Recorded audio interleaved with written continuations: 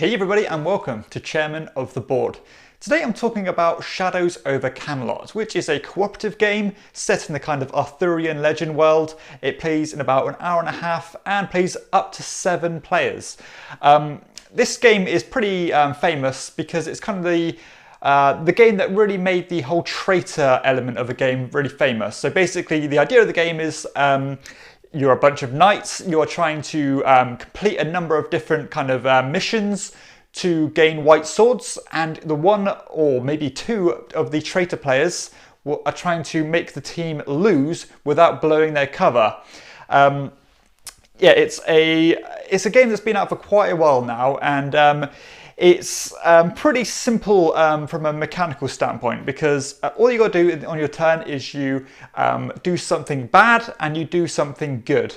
The bad thing can take a number of different forms. It can be such as play a trebuchet, and once there's a certain number of trebuchets outside the castle, then you will lose, or the good guys will lose at least. Or you can take damage on your character or on your knights, and basically once you run out of health, you will die, and obviously if everybody dies, you'll lose. And lastly, you can draw a card from the kind of fate deck, or the kind of the shadow deck, where something bad is going to happen regarding one of the missions.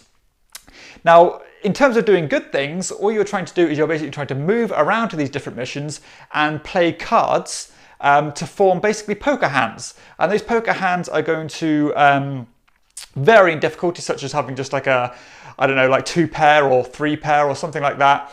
And if you do that before the bad guy or before those cards come out to trigger the losing effect of that mission, then you will pass the mission. And if you pass the mission, as I said, you get white swords, and you might get like a little health bonus, or you can even get like a permanent bonus in the forms of the Holy Grail or Excalibur, which let you kind of bring players back to life or increase your kind of fighting prowess. And yeah, so you're basically trying to take turns and trying to complete as many missions as you can successfully before the one of the negative effects takes place. So on your turn is pretty simple. As I said, all you do is take that one bad action and that one good action. And this is where some of the good and bad of the game really shines through, because it can really seem like, you know, when, especially if you're playing at the higher player counts, when it comes back round to you, that you are not doing enough on your turn, because it takes a whole action to move from one place to another. So if you, if it comes back to you and all you want to do is move there to there, then it's like, oh, that's my turn done. Then you've got to wait everyone to go around again. So in that aspect, it could be quite frustrating at times and feel like you're not getting anywhere. Also in the fact that, say, as I said, you want to play all these poker hands in a row, or these kind of lines of cards in a row, and you can only do that one at a time because that counts as a heroic action. So, you know, if you've got to play a whole 5 cards by yourself, then that takes a whole 5 turns. Now, naturally, obviously, you want to work together to try and get those done quicker. But, you know, sometimes if you're left somewhere on your own, it really does feel like you're just going through the motions for a good 4 or 5 turns in a row, which again, it can seem a bit plodding and almost a bit dated. This game has pretty much stood up, you know, to the test of time quite well. I think it's still relatively popular. But for me, it is starting to show its kind of cracks a bit, and just the way it flows just isn't quite there for me anymore. That being said, the whole idea of it, the different kind of, as I said, the different medieval legends, such as beating the, defeating the Black Knight, or, being, I don't know, finding the Holy Grail and finding Excalibur and fighting the Picts and fighting off the Saxons. You know, they're really thematic, and it really does, in the board itself, looks like it's really thematic, and the trebuchets building up, it's just, it paints that picture of the whole medieval world really, really well. But yeah, in its kind of gameplay, I think it's a little bit too simplistic, and there's also some kind of vaguity to it, which really doesn't quite sit well with me, because the game states that you cannot actually tell other players what is in your hand, the cards wise, because everyone's got a hand of cards. They've got, the different numbers they need to form the poker hands. They've got kind of special Merlin cards that can cancel out really horrible effects and stuff like that, or even like positive cards like heal your partners and stuff like that. But yeah, as I said, the game says that you can't actually tell people exactly what you have, but you can kind of suggest like thematically what you might have. So you might say, oh, I think I'll do really well down, I don't know, to find the Holy Grail. So you're pretty much saying that you've got loads of Holy Grail cards. but the kind of vagity of what you can and can't say, as I said, it just doesn't sit well for me. I like kind of cut and clean rules. I mean, when you've got a rule like that, people are just going to say what they've got anyway, and I think it's really kind of open to, you know, that rule is open to being abused by players. So that's something it kind of bugs me a bit, but I guess more kind of thematic players, it probably wouldn't bother them as much. The game also, I don't think it really plays in the hands of alpha gamers too much, which is a positive, because a lot of these cooperative games really do, you know, Pandemic is your kind of classic, where you almost play more efficiently when someone is really dictating the play, or someone who's more experienced dictates the play. And this one, because you have got your secret deck, you know, hand of cards, it does play a bit differently. And obviously you've got the traitors as well, which are trying to mess things up by such as, you know, going to the certain spot that lets you ditch off cards, and, you know, it's supposed to be used to ditch off your bad cards, but if you're a traitor, you're going to be trying to ditch off your good cards. Yeah, so I almost like the subtle ways that the traitor can kind of manipulate play in this.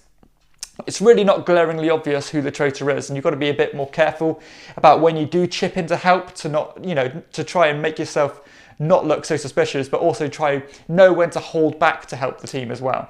And the kind of balance between when the good guys win and when the bad guys win seems pretty good. I think I've had about a 50-50, you know, 50-50 ratio of good and bad winning, so that's quite nice.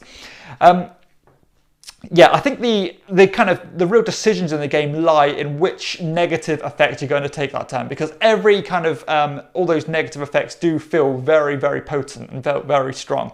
You know, at any time when you draw those cards, some of them are very, very nasty and can just hurt people really badly. You know, some of them just, obviously you draw cards that you really don't want to draw, and sometimes you might want to push your luck and, you know, take more health off yourself, but then someone else might draw a card which might kill you off. So, you know, all those effects do feel very, very punishing, which is nice. You know, you do want your cooperative games to be quite difficult, and you want the game to really battle against you, and this game does that very well. As I said, mechanism-wise, very simple, but a bit dated and a bit too slow, a bit too plodding for me. In terms of the kind of time frame of the game, it takes, as I said, about an hour and a half to play, which I think is a little bit on the long side for it. And I say that not only because of the way the game flows, but I don't know, a lot of it does feel like you're going through the motions. And so, yeah, I think it's just on the upper end of the kind of tolerable amount of time that it takes. It doesn't outstay its welcome by a long shot, that's for sure, but it would have been nicer if you can condense it down into like 45 minutes or so. This game also does have a very cool rule where people can drop in and out of the play as well, because all they got to do is draw a roll card, draw a character, and just get going, which is quite nice. They can just slot right into play, which is a nice feature.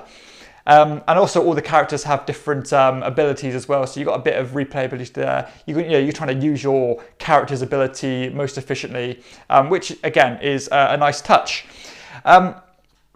Yeah, so it probably sounds like I'm kind of ragging a bit on it, but I assure you I'm not. I do actually enjoy this game. I think it's a good, solid game. As I said, it may be a little bit dated, but I still do enjoy it, and I certainly would play it again. The replayability of it isn't tremendously there. I think once you've played it a few times, you know, the games kind of feel very similar every time after that. But as I said, sporadically, I will play it every once in a while. I think the game looks really, really nice. It's a Days of Wonder production, so aesthetically very pleasing. Really nice, you know, layout of the board. Every kind of different mini game, if you will, is set up very clearly, very precisely.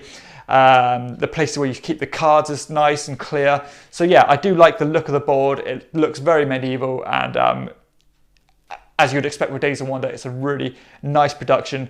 Quality miniatures as well, and it's an affordable price. Yeah, so production and looks wise, you know, I'm impressed. It's excellent, in fact, you know, no complaints whatsoever. And for a game that is pretty abstract, you're just playing poker hands, the theme does shine through really well, which again is a nice touch. So yeah, overall, I like this game. It almost has a classic feel to it. And as I said, I would happily play it again. It did leave my collection because I just wasn't really having the urge to get it back to the table. As I said, it felt slightly on the longer side of things, and I didn't like some of the vagity and some of the rules, and also felt a little bit slow for me. But that being said, it's a solid cooperative game, one that's fun. The traitor aspect is used very well in it. And yeah, I certainly would recommend it if you do like your cooperative games. If you like your traitory games, this is one that is definitely worth checking out. One of the real kind of pioneers of that genre of games.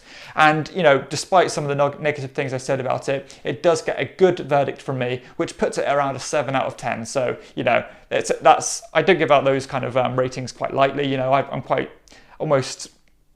I'm a bit apprehensive to give out high ratings of games, and this one I certainly do think it gets that that good verdict from me. So yeah, that's Shadows over Camelot. Definitely want to check out if you like your co-ops. So that concludes this review of Shadows over Camelot. If you have enjoyed it, please hit like and subscribe to my channel, and check out my other videos too. For everyone else, I see you next time on Chairman of the Board. Bye.